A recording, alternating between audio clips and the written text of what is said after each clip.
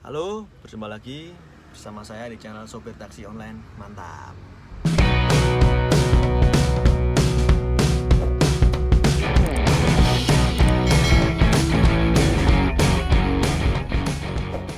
Halo teman-teman semua, apa kabar? Saya harap kita semua sehat-sehat selalu dan lancar-lancar rezekinya. Amin. Untuk vlog kali ini kita sharing-sharing aja ya mengenai kondisi penarikan atau orderan taksi online baik Grab, Gokar dan sebagainya di minggu-minggu terakhir ini seperti apa ya teman-teman. Kalau saya beberapa minggu ini, hampir 3 minggu ini merasa orderan itu susah sekali. Jadi sehari paling cuma dapat 2, 3, 4 paling banyak gitu. Terus baik hari Minggu pun, Sabtu Minggu yang weekend itu pun juga orderannya nggak maksimal. Artinya orderannya juga sedikit. Orderannya ada pun cuma tarifnya kecil-kecil ya teman-teman untuk Gokar. Kalau untuk Grab lebih parah lagi teman-teman. Jadi saya nyalakan seharian itu tidak ada orderan masuk sama sekali untuk Grab. Saya coba memantau grup baik di Facebook sahabat Grab Jawa Tengah, juga teman-teman yang se-Jawa Tengah di kota-kota yang Jawa Tengah juga merasa anyep. Di Semarang, Solo, dan kota-kota lain Jawa Tengah juga merasa anyep. Merasa ada yang aneh gitu loh.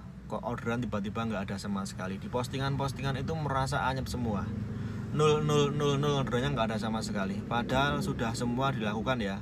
Baik dompet kredit, top up, terus jam on beat juga dari pagi sampai sore. Terus sudah di tempat-tempat yang rame, tempat-tempat yang potensial, tetap kosong, blong. Nah seperti itu kejadiannya. Itu yang Grab. Kalau Gokar di saya masih mending lah, dapat 3-4 dalam satu hari di siang ya, dari pagi sampai sore.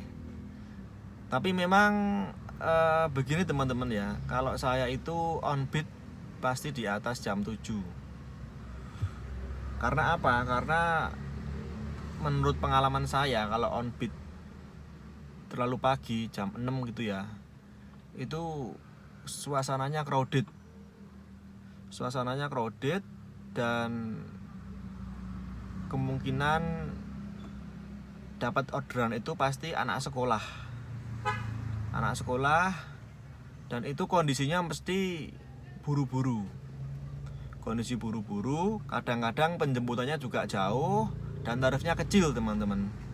Itu pengalaman saya di sini di Jogja, di tengah kota terutama. Itu seperti itu. Setiap saya on beat jam setengah 7 atau jam 6 itu pasti dapat orderan sih. Di antara jam 6 sampai jam 7 itu dapat orderan. Tapi ya kadang seperti itu, tarifnya kecil banget, 8.800. Kadang jemputnya jauh banget. Jalanan kan rame pada mau berangkat sekolah, buru-buru itu loh. Nah itu kadang penumpangnya kan minta buru-buru, Pak cepet pak gitu. Kadang belum lagi kalau penjemputannya masuk gang. Nah itu teman-teman yang saya trauma tuh di situ. Udah tarif kecil, jemput jauh, masuk gang, disuruh cepet-cepet. Nah itu yang memang kendala kalau kita on beat terlalu pagi pas ngepasin jam anak berangkat sekolah, seperti itu. Jadi maka saya putuskan, saya habis jam 7 aja. Masih ada orang yang berangkat ke kantor kan, nggak terlalu, istilahnya nggak terlalu buru-buru gitu loh mas ya, santai. Daripada anak sekolah itu buru-buru sekali, dan di jalanan pun itu macet teman-teman ya. Pengalaman saya seperti itu. Kalau pengalaman teman-teman di daerah lain bagaimana, jam-jam on beat pagi seperti itu, atau diminta cepet-cepet atau lengang, silakan tulis di kolom komentar. Dan ini analisa saya pribadi ya teman-teman, analisa saya pribadi kenapa kondisinya anyep seperti ini. Ya bukannya nggak ada orderan ya, ada, cuma sedikit. Ya katakanlah anyep ya. Itu menurut pengalaman saya yang sudah itu ini merupakan situasi dan kondisi di mana anak-anak itu sudah fokus ke sekolah. Jadi itu semuanya masuk sekolah, belum lagi yang kuliah ya. Kuliah sudah mulai masuk, ada yang ospek. Jadi mobilitas orang itu berkurang. Yang kemarin-kemarin liburan itu tiap hari kita gacor karena wisatawan jalan-jalan. Nah sekarang mereka pada sekolah semua.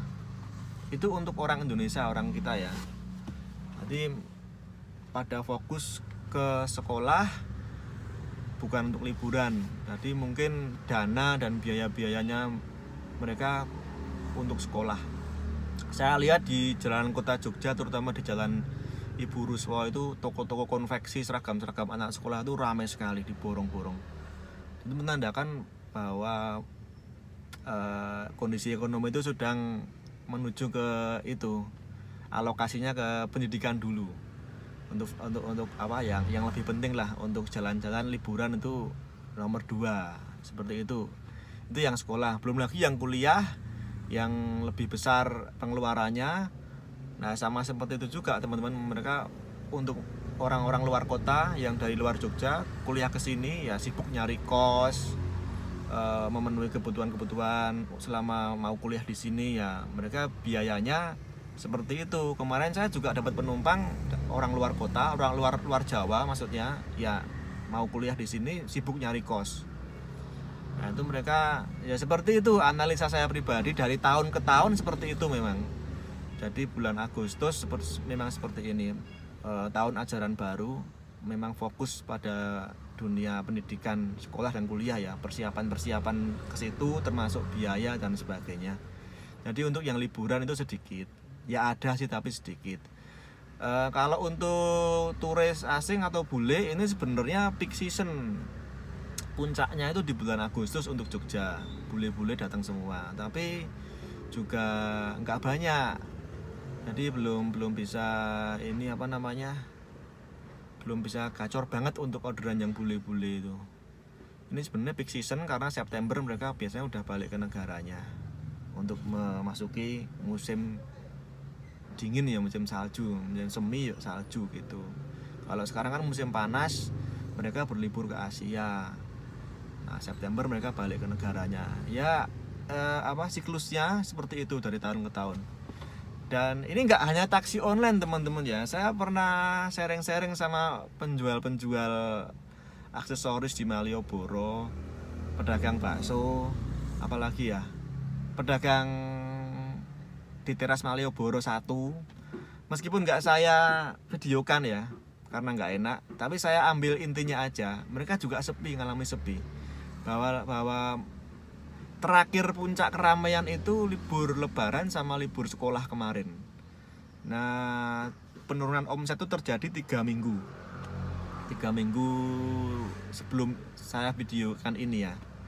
3 minggu sebelum saya videokan ini sampai saya buat video ini itu sepi sekali. Omset mereka menurun, malah tombok-tombok ya teman-teman, begitu ceritanya.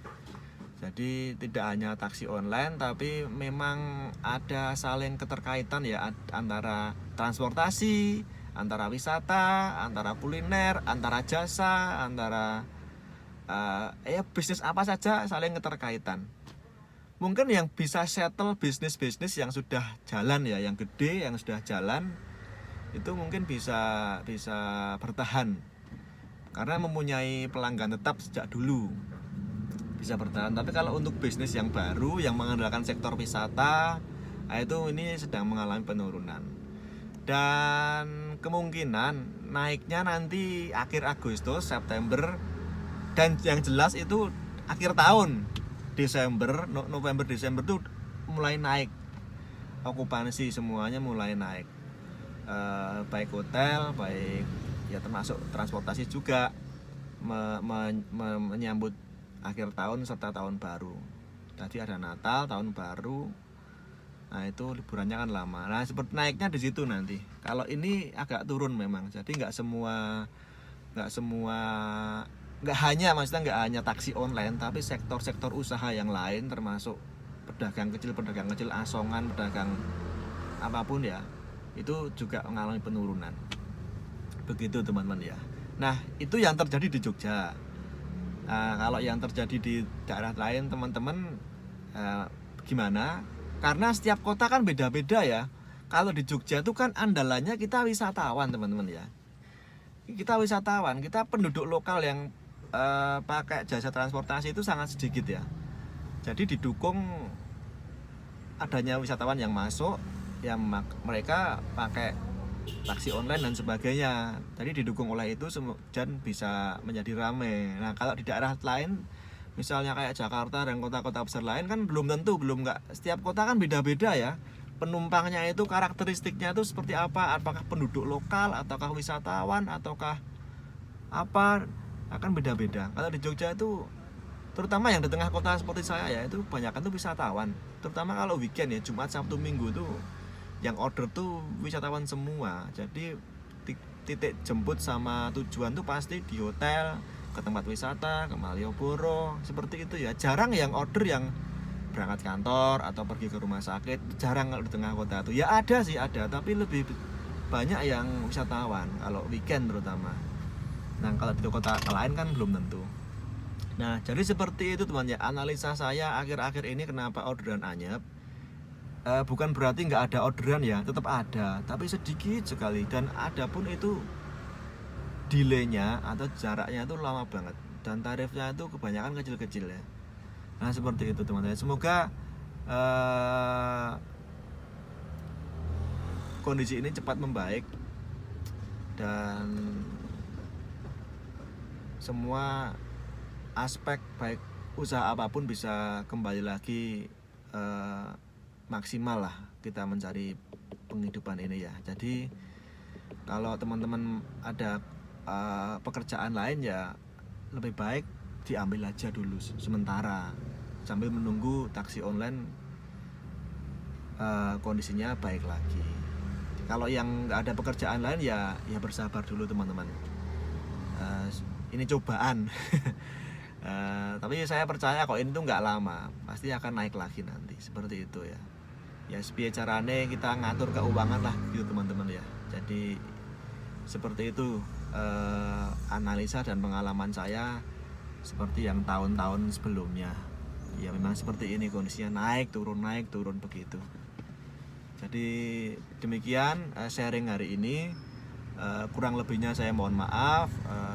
Jika suka videonya bisa di like, share juga. Mungkin ada pendapat lain atau saran atau cerita hal mengenai teman-teman, kondisinya di daerah teman-teman ya, di komentar aja, nanti saya balas. Terima kasih ya teman-teman, terima kasih sudah nonton.